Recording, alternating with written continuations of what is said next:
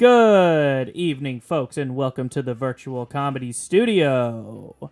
Happy holidays to all, except the Grinch. You know what you did. Please get up for your host for tonight's program. It's Farris and Friends, so obviously the host for tonight's program is the one, the only, Kathe Farris. Thank you, Eli. Thank you. Happy holidays, everybody. Thanks for coming back every Tuesday to Farris and Friends, even though most of the time this is a train wreck and not my fault. But I do appreciate you being here. But in the season of the holidays and really remembering the reason for the season and this thing of forgiveness, I don't know if anybody has been following the whole thing with Ellen and I. What was planned is that we were all going to learn and grow, and Ellen and I on Ellen's show at 10:30 at Working with Comedy, we were going to just talk this thing out in terms of like, we're women, we're in comedy, we should support each other. You know, we have artistic differences, and that's just going to be the way it is. Ellen decides to do a different strategy in which she went to my sisters and asked for polarizing pictures of myself. I think what you said, the more embarrassing, the better. Let's No, try you to said from her awkward years. Oh, well then, my bad, my bad, my Well, bad. here's the thing. You started out by saying like that we were gonna.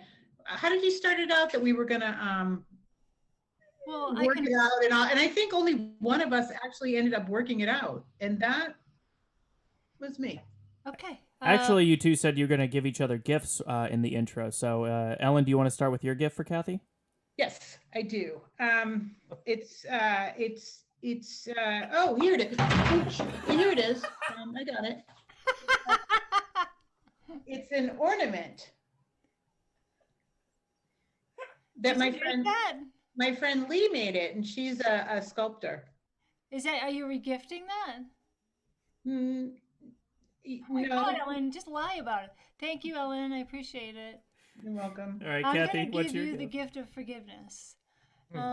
Because I'm going to be the bigger person with this, and I've learned a lot from this. Now, many of you know that not only do I do comedy, but I also like to, I'm pretty crafty, and I like to take my wine corks and I make cork people. And one of the people that I made this year, especially during the pandemic, was something that I think we all deal with is that voice in your head, that critic in your head. And mine is called Inner Critic Carl. He's a nudist. And he's the guy for the last 5 days that I have just been chatting up about this whole thing. Because I'm not photogenic and I know that, but to have it online and then going to a place of love. And what Carl told me was, you know, Kath, there's Photoshop, so you can always fix those photos, but you can't fix Ellen. So move on. And that's what I'm going to do. So, Jesus, take the wheel and help me. Hey, let me ask you a question about your cork people. Do you have one of yourself? Ellen, first of all, I just want to say that I practiced this because I was going to go into this really awesome prayer. Like, I had scripture and everything. Like, This isn't your prayer group, Kathe. you just basically fucked up my prayer. That's what you did. Okay. This is not prayer group time, Kathe. But here's the deal. My inner critic, you want to know what her name is? Kathe. Her Okay. name is Kathe. Her name is Kathe. Ellen, I practiced this opening. I practiced. She has wonderful. I knew exactly how I was going to do my opening. This is what I'm talking. Anyway, I want to thank everybody for like sticking with us through the pandemic. We hope that you and your families are doing well, and that laughter is the best medicine. And we should all forgive people, because if you don't, it's like you're drinking the poison. And everybody should have a therapy dog. And I don't know what else to say. I'm like struggling now. I'm struggling. So I think the best way to get out of this. There's a pillow back there that I think everybody wants to say, Kath. Everybody wants to repeat the mantra on that pillow. You're okay, Kath. You're okay. Ellen, this is called Farris and Friends, and I don't know why you don't get that. In fact, you didn't even have the link to this tonight. You had to text us for the link for a reason. We had decided that we were going to do that. I will say, part of this is that I'm just a really good actress, and I'm not that mad at, I'm a little mad at Ellen, I will say that. But I'm not that mad at Ellen because medication works. And I want to say thank you so much for being part of this. I want to thank everybody for being here. I'm super excited about the show tonight. We have one more in 2020, so please come back next Tuesday. But I say we get this show started. I think we should, yes, yay, let's get this. Without saying see you next Tuesday. All right, move on, move on. You know what? Take me off the screen. I don't even deserve to be here. My nieces and nephews sometimes watch this, okay? Yeah, I know. I learned the hard way. When I told everybody about my sister in Invisalign and how she had her last tray, and then we went to masks and it was awful, she didn't talk to me for like 17 days. I know. You know what? I deserve this, that I deserve. I deserve it, Kathe. I'm not, I get it. I pushed it. Ellen, I'm going to shut it down now because I got to journal this. So, do you have a notebook? This is my, because I am a mother, this is my way of being like, that really didn't bother me. We got to get a marriage counselor on this show. That'd be so much fun for you two. We tried. Anyway, we're going to go to a different format in 2021. You guys check that out so you don't have to sit here and sit through this shit show sometimes. It happens. But I guess this is life, and maybe the rest of you are like, you know what? She might not be okay, but I'm okay, and I feel better about myself. So if I'm making you feel better about yourself because I can't stand up to other people, or I can't find boundaries, or I can't find Jesus, then good for you, and I'm glad I'm helping you out in some way. I wish I could have gotten to all my punchlines because, man, I spent a lot of time on them, but that didn't happen. But you know who does have a lot of punchlines? Our first comedian coming up. We met in Michigan. He lives in LA, and he's hilarious, and he's my friend. And put your hands together for Jonathan Flanagan. Hi, Jonathan. Hello. Thanks for having me. Always fun to just be a fly on the wall and Ellen and your guys' relationship. What's new? I realized I don't think I'd make a good superhero just because I realized every time a superhero needs to fight somebody or save somebody, they have to change their clothes. And I won't even take out the trash at night if I have to put my shoes back on, you know? Not to mention, I only have 3 pairs of jeans. I'm not going to leave one in an alley by a dumpster just to go save an ATM from being robbed. Right? It wouldn't work out. It wouldn't work. Superheroes they all have day jobs, right? They don't get paid for superheroing. So they have to have their work clothes, then their casual clothes, you know, the incognito outfit, and then their superhero outfit. It's like, who do they think they're hosting the Oscars? What's going on? Come on. Changing clothes more than, I don't know, who hosts the Oscars. I also, you know what else is, speaking of Ellen and you guys and Kathe, you guys are dog lovers. I know Ellen is. We all know that dogs are allergic to chocolate, right? That's something we all know. That's common knowledge. Yeah. I was just thinking, like, why is that common knowledge, though? You know, how come we all know that? Was it like some horrific Halloween one year that just like everyone woke up like, holy shit, guys, the dogs I don't think are good with chocolate. Like, spread the word. This is terrible. Like one Halloween is just like a Dia Dogless Meritos, it turns out. You know?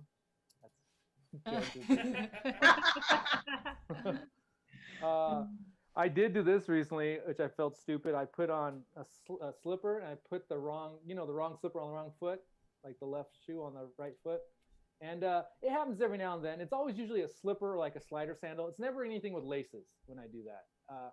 And I just made me think about, when did they start making shoes for directional feet, right? When they start making them. So I looked it up, and it wasn't as long as you thought it was, as you would think it was.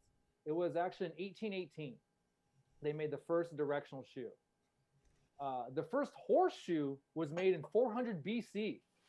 So that means for like 1,200 years, people were just looking at horses like, man, they look comfortable. My feet are killing me. You know? It's ridiculous. 1818. You know how much has happened before they had shoes that fit each foot? The Crusades happened in 1000. All right. That means they're crusading around with like just pieces of bark strapped to their feet. You know, no wonder they're so mad, killing everybody. Their feet were killing them. Right. That's why you ever see like the Revolutionary War when the soldiers just stand like in a line in the field and shoot across at each other? That's because they're like, yeah, I'll fight, but I'm not taking one more goddamn step. My feet are killing me. Okay. That's why the Native American always dance better than the settlers, right? They're dancing around in bison fur moccasins, and settlers just have two left boots on. Ridiculous. Interesting enough, the first bicycle was made about 6 months before the shoe in 1817. So what was going on in the early 1800s that people were like, okay, I'm not leaving the goddamn house until we have a better way of getting around because my feet are killing me.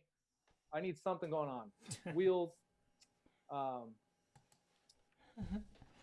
I think we'd be doing better with I got tested. Actually, this is true. I got tested for COVID today. I'm 7-0 so far, or I guess 0-7. I don't know how you'd gauge that.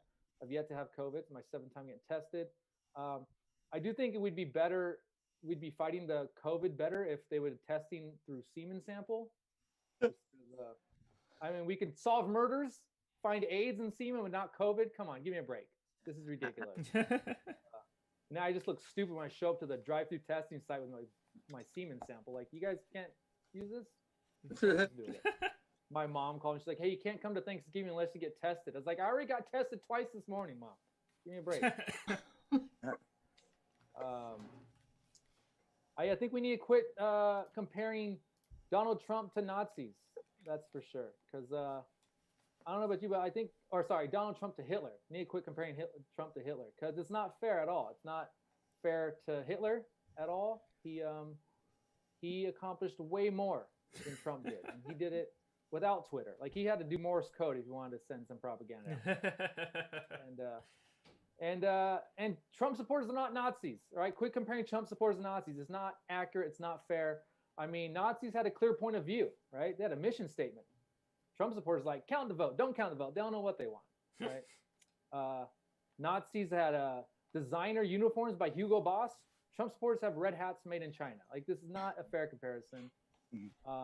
Nazis are not allowed to have any genetic flaws. Have you seen a Trump supporter? Come on. Nazis weren't allowed to be diabetic. It's not a fair comparison. It's not fair at all. I think that's probably my time, isn't it? All right, last thing. I was trying to stay in shape during the pandemic. My friend said, hey, you should swim. It's a low impact sport, less risk of getting injuries. I said, yeah, but it's a high risk of drowning, right? Like, I quit playing basketball because I hurt my ankle. My friend Rick quit swimming because he drowned. I don't want that. Like, my son's going to play basketball in high school because his dad did. Rick's son's going to be afraid of water because he drowned, you know?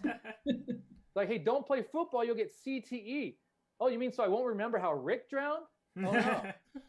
Like, don't play hockey. It's brutal. They encourage fighting. Oh, let me ask you this about the hockey. Is the water frozen solid? Because if so, Rick wouldn't have drowned. Okay?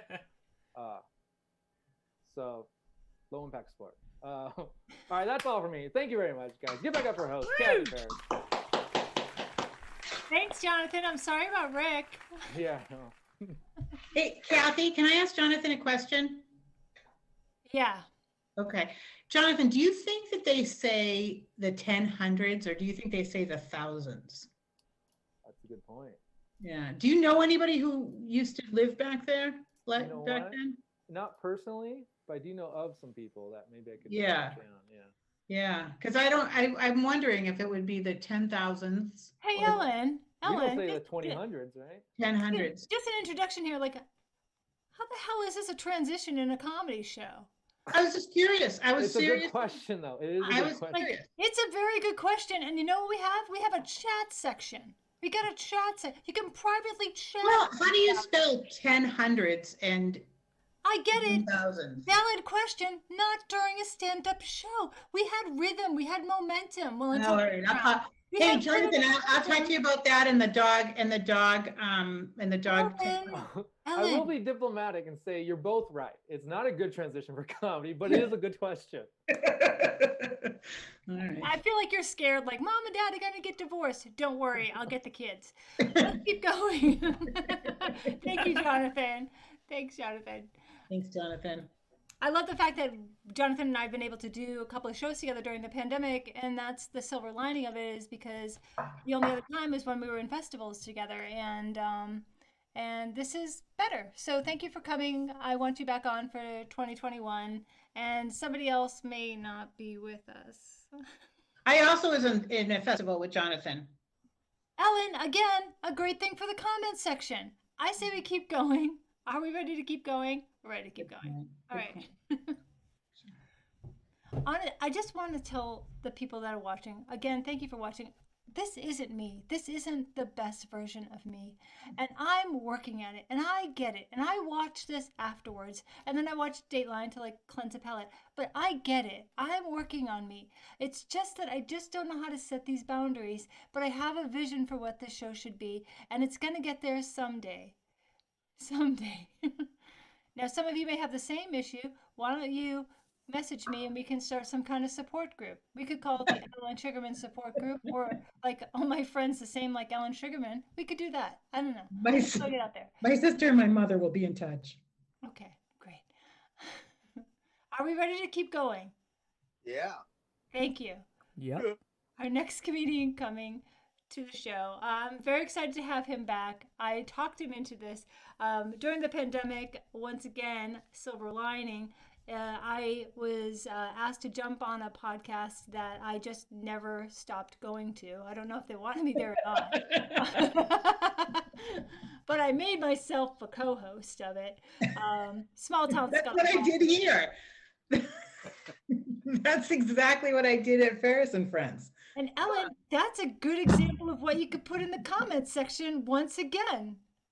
Once again. But you know what? The majority of the people are on Facebook. They don't read the comments, and some of the things I say are funny.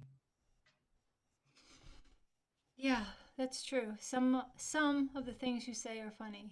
Oh, Eli showed us okay, you're right, Eli.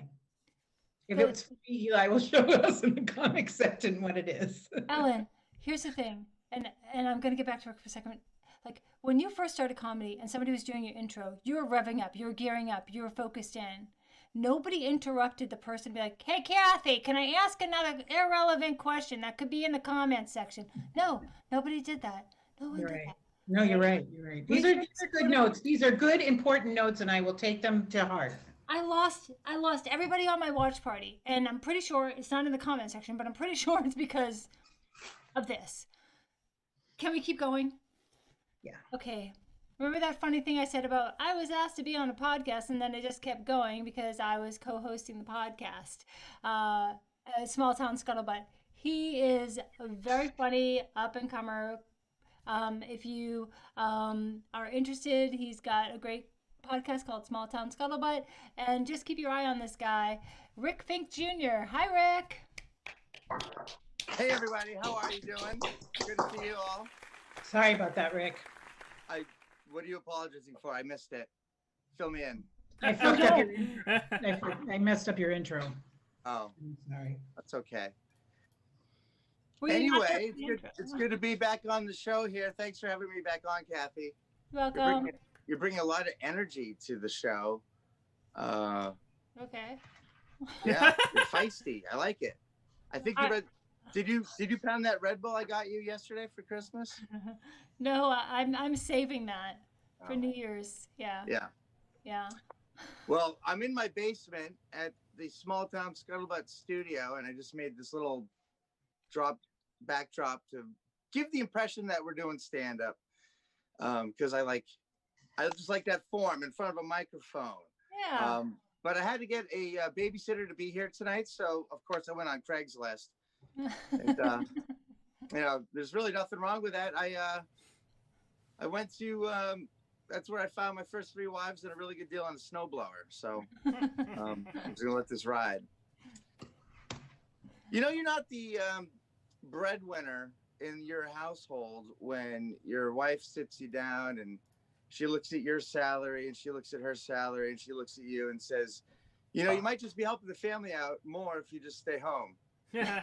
So now I'm a stay-at-home dad, and that's what I do. We go on a family vacation. That's really a business trip for me. My boss or my wife, whatever, same thing. She tells me what to do, and we follow suit. But The problem is entertaining these two clients that we have. It's nearly impossible. I mean, they always fight in the restaurant. They forget something on the plane. They can't hold their liquor. It's ridiculous. But it's probably why we couldn't get them into the strip club. Anyway, I got a boy and a girl. The daughter is 8 years old, and she's just getting out of this phase. But for a while there, she was so convinced that we were going to someday get married when she got older. And every day she'd say, "Daddy, will you marry me when I get older?" And I just thought that was kind of disgusting.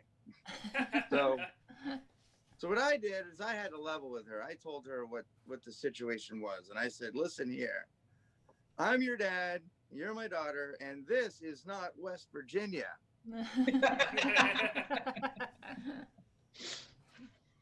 Yeah. So I don't know if there's any married couples or young people here in the audience tonight out there, but I hear a clap or two. That's good. Here's the deal. If anybody asks you if you're planning on having kids, don't get offended by that. There's just an article in the USA Today about people getting offended by this question. And I'm here to tell you unequivocally that just means that you're really good looking. You don't know what I mean, just look around, okay? How many of you have broached this subject with an ugly couple? Right? None of us.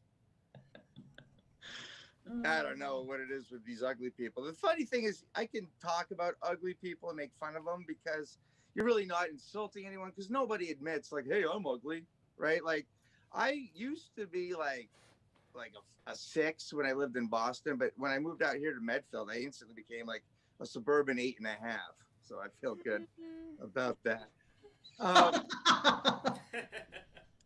You know, these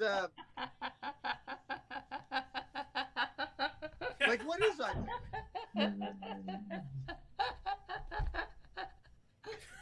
Sorry, 8.5. Sorry, go ahead. I was just listening. Like, I'll wait. You know, I mean, stop the clock. This doesn't count. At any rate, I mean, you can make fun of ugly people because everyone sort of sets the bar like, okay, here's me. Well, this is what I do, right? Here's me. And everyone below that is ugly. So I wish that real estate agents thought differently, though. I'm going to have to be very picky about who I pick to be my real estate agent.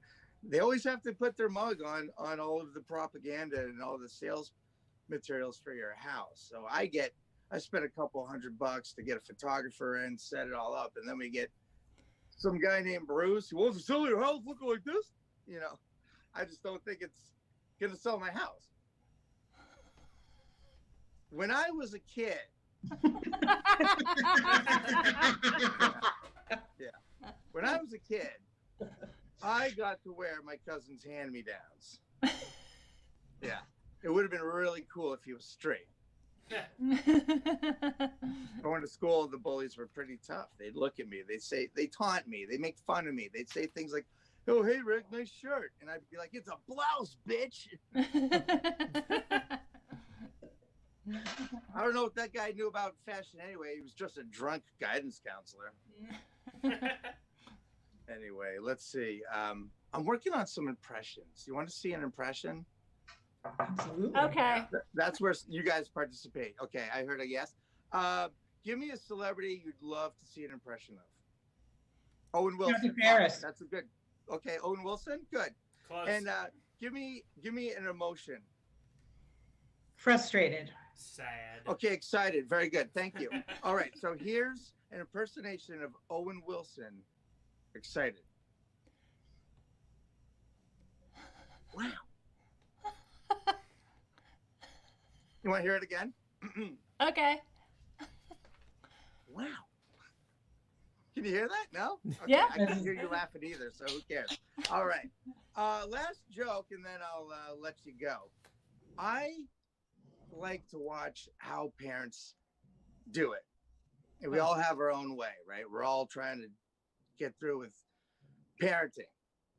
I watch dog owners taking care of their dogs like their children.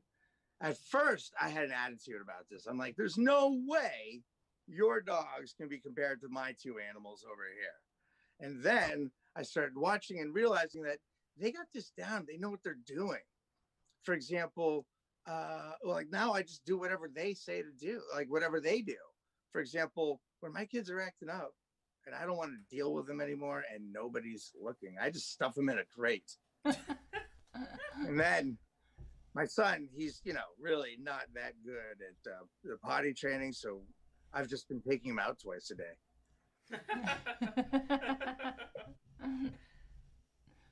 Doing errands is always a fun time with the kids too, because it's different when you treat them like a dog.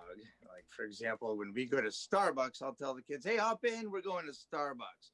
They get in the car, I tell them to keep your heads outside the window and keep your seatbelts unbuckled. And I'll look in the rear view mirror, my son's licking his balls, but that's okay. Totally normal now. But we get there to Starbucks and I go inside, order my latte, and I have a seat. Looking outside of my kids in the window, tied to a bench. Guys, thanks a lot. I had so much fun. We'll see you later. Thank you, Rick. Thank you. Kathe, you also do a Owen Wilson impression. Can you do it? Ellen, do you have to be in every transition? And yes, I can. Yes, do it. Wow.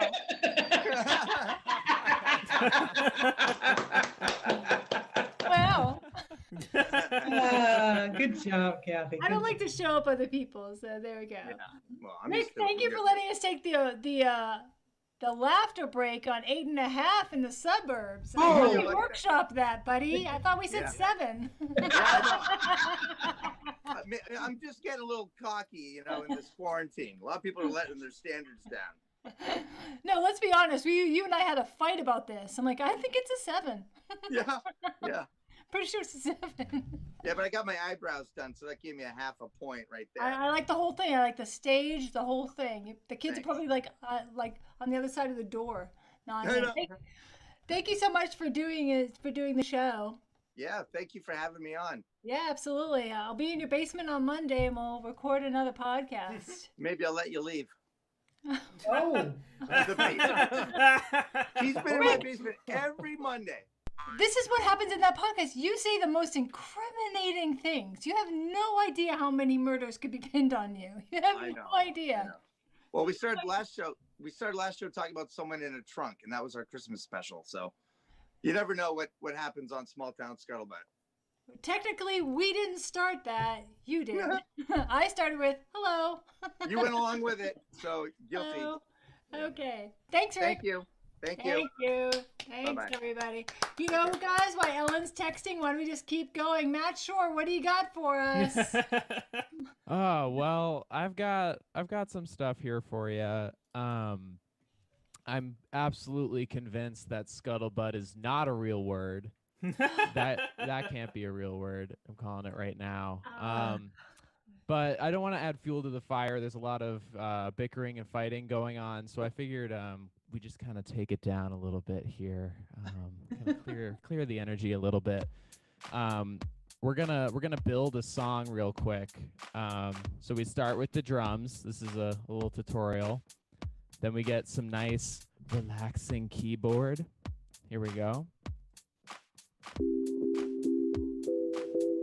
Here we go. Here we go. Oh, I recorded myself going, here we go. Wait, listen. Here we go. I didn't mean to do that. Give me 1 second. We're going to redo that. It's good improv.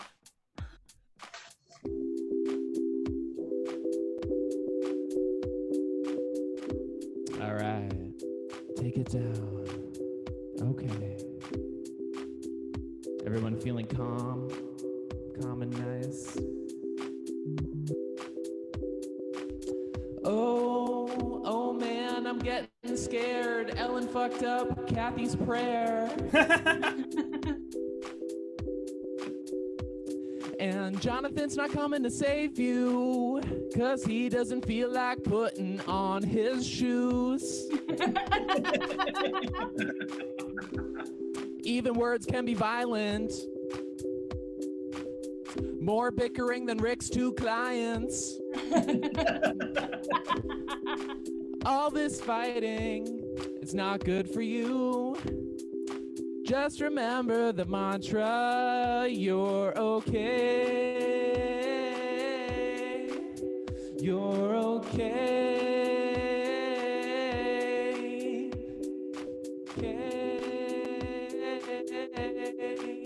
You're okay, Cal. Read the pillow. Read the pillow, yeah. That's gonna be my ringtone. I'll record it and send it over to you. I like it. My prayer group is gonna love it. Thank you, Yeah. Matt. I love it. Sure. I do think that this is going well, and part of this bickering is just nervous energy. Shall we call it like nervous energy? And so much so that I'm gonna let Ellen introduce the next comedian. Oh, yay. Well, he happens to be one of my favorites. So thank you for doing that. And as for nervous energy, whatever. Our next comic, he's out of Boston. He's one of as I always say, one of my 2 favorite comedians in Framingham. And he's so funny. He runs a show when the world is open, and I've done it, and it's so much fun. And he's just so lovely and so funny, and I'm so happy he's here tonight. So put your hands together for John Suchich. Yes. Thank you so much. Thanks. It's good to be here. I've just kind of like been finally crawling out of my COVID hole and not actually doing something. I spent like the past 9 months, first time in years, just going off on video games, playing tons of video games, like ignoring my kids, just like every week I get an update from my phone. My phone sends me an update that my screen time is down, but it doesn't know I've been seeing other screens.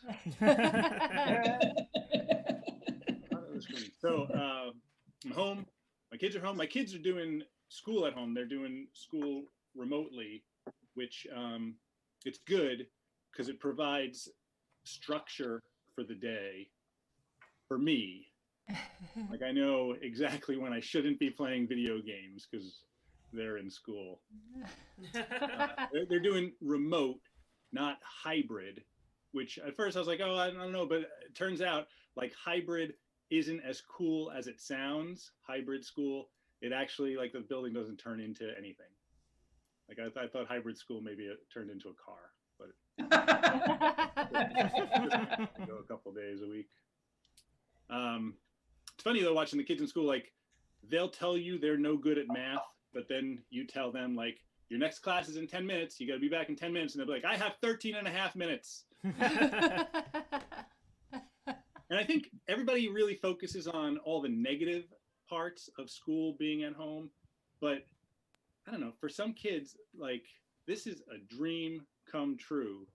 And I should know because I was one of those kids. Like if somebody was telling me like, you have to do school at home, I'd be like, oh, that's all I've ever wanted. I don't have to leave the house. Like, I'm not supposed to go out and play with other kids? That's perfect. You mean to tell me this year we're not taking a picture with Santa? Fantastic. It's like everything I ever wanted as a kid. I've been doing some reflecting too. As it turns out, the number one thing in life that college prepared me for is not being included in other people's social bubbles. My social bubble right now, I have 3 kids. They're all girls. We're all home together. A lot of people, they find out I have 3 kids. They like to say, who's your favorite? As though I have a favorite kid. Like, I don't even know how to go about picking a favorite kid. Although the other morning our coffee maker broke and my middle child was like, what's the big deal? So I guess I'd start by eliminating her. my youngest is at an interesting age. She's asking a lot of questions about how babies are made, like, which is fine. I just give her a straight answer. Research shows that's all they want is an honest answer. So I've been doing that. But she threw me a curve. She goes, Daddy, does it hurt when they take the baby out of the mommy? And I was like, whoa, I did not expect that. But I collected myself and I was like, all right, honesty. I said, I felt a little faint, but I can't say it hurt. It's a good time, I think, to be raising 3 girls. I'm excited about, like, we'll have an opportunity to watch a woman be sworn in as vice president for the first time together. So it's kind of cool, but I still worry a lot. I'm overprotective, and I know that about myself. I am working on it. My daughter, she has a shirt. It says, "Girls Run the World." And it's a great shirt. It's a great message. I love seeing her wear it. And I know it's supposed to be read with authority, like, girls run the world. But every time I see her wear that shirt, I read it in my overprotective dad to 3 daughters voice. I'm like, girls, run the world. Especially now. It's not so bad being home all the time. I do, there are certain things I don't miss, like certain shows. I was doing the show one time. It was at this divey bar in Boston. There was nobody there, except I used to be a teacher. One of the only people in the room was a former student. She was a server at the bar. And it could be awkward running into former students, no matter what the situation. Like, neither one of you knows what to say to each other. It could be awkward. But this time was like perfect, because there she was waiting on these empty tables, and there I was waiting to go on stage in front of nobody. And we made eye contact from across the room. We were both like, please don't ever tell anybody you saw me here. That's pretty good. But I like being at home with my daughters. I like watching them in school. It's a cool thing that I don't always get an opportunity to see. She was in a class, one of my daughters was in a class right around Thanksgiving. The teacher started the class. She was like, let's all go around and say what we're thankful for. And most of the kids, same idea, friends and family. That's what my daughter said. And then they get to one boy, and he says, I'm just so thankful for how hard my dad works for us. And I was like, whoa, that was a good one. And my daughter kind of turns to me, and we both exchanged a glance, like, that was a good one. And I was like, why didn't you? I was like, oh, never mind. And then she went back to her class, and I just went back to my video game. Thank you very much. Woo! Thanks, John. Thanks, John. I have to say, like, I like his honesty about this, because I was on a show the other night, and Jeff plays Call of Duty, and he's quite good at it. So most of the time when I'm doing comedy, you can hear AK-47s, and people are like, are you okay? And I'm like, we're better than okay. He's literally killing it. I mean, he's carrying the whole team. There are some happy 11-year-olds, okay? So I like that. I can't think of a better way to finish off this show. And again, thank you all for being here. And I want to remind you that, like, the Comedy Studio, we not only do online free shows, we also do classes and private coaching. Please check us out at thecomedystudio.com. And let's just bring him back, because I think he's doing a really good job wrapping up the vibe of this show. Matt Shore, come on back. Woo! Hey. I enjoyed the little gift exchange at the beginning of tonight's program. I thought that was sweet. I do think you guys could use a little work, though. The gift quality from the both of you. I'm not singling anyone out, you know. Yeah. You know, that's one of those, like, I don't know if you've seen the video of the kid who gets an avocado for Christmas, and he just goes, oh, an avocado. Thanks. Oh, yeah. Like, I feel like that's, you know, the sort of vibe. But if you're not careful, you're going to end up with a bad gift-giving reputation, similar to the birthday bad boy. I don't know if you guys know him. His name is Brian, and he is a terrible gift giver. Here we go. Hey, everyone. Thanks so much for coming to my birthday party. Oh, my. Is that a knock at the door? I think everybody's here. Are we missing someone? Hi, who are you? My name's Brian. I'm the birthday bad boy. What? I'm the birthday bad boy. Thanks for the invitation. I'll bring a crappy gift to any celebration. Open up your gift and you hope that it's nice. Now you're scratching your head because I just gave you lice. Oh, and it's just not fair. Got you used socks and underwear. Didn't think you'd want it if they were clean. Also got you my tax return for 2018. The party don't start till I arrive. And I'll give you a gift that makes you cry.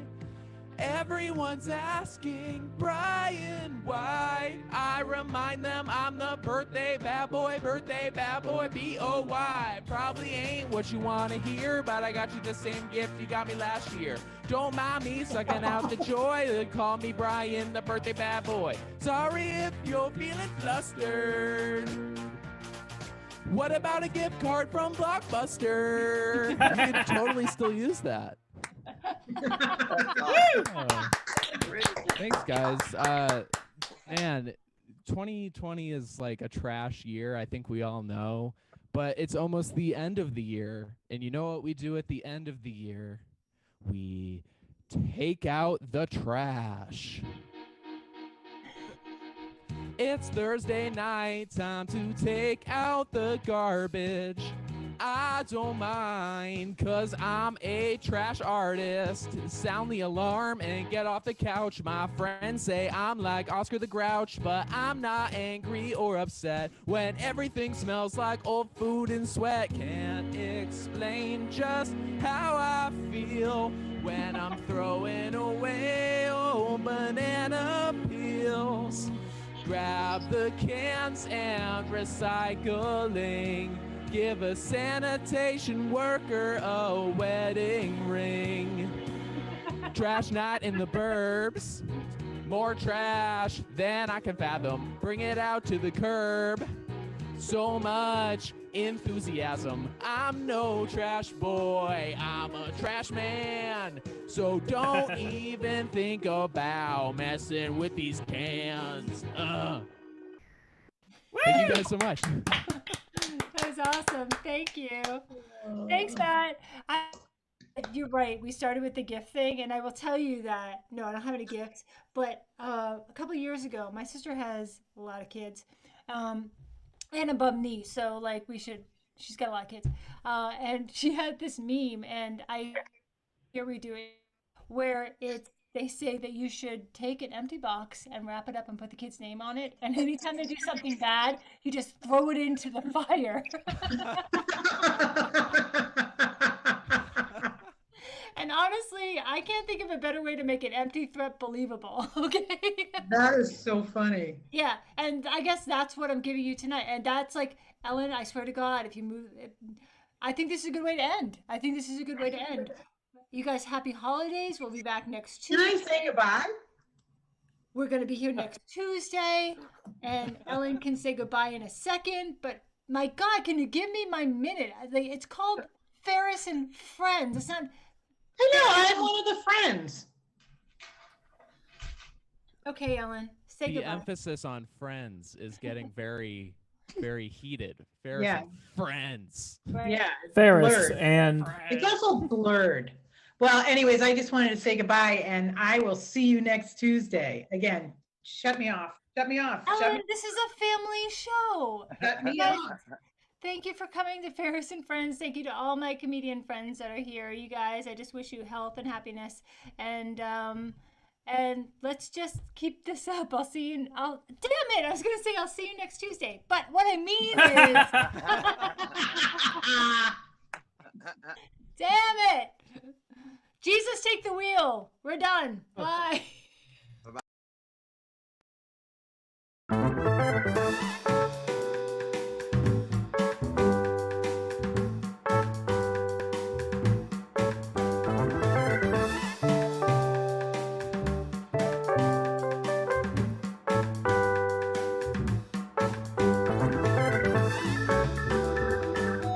Ooh, pizza's here.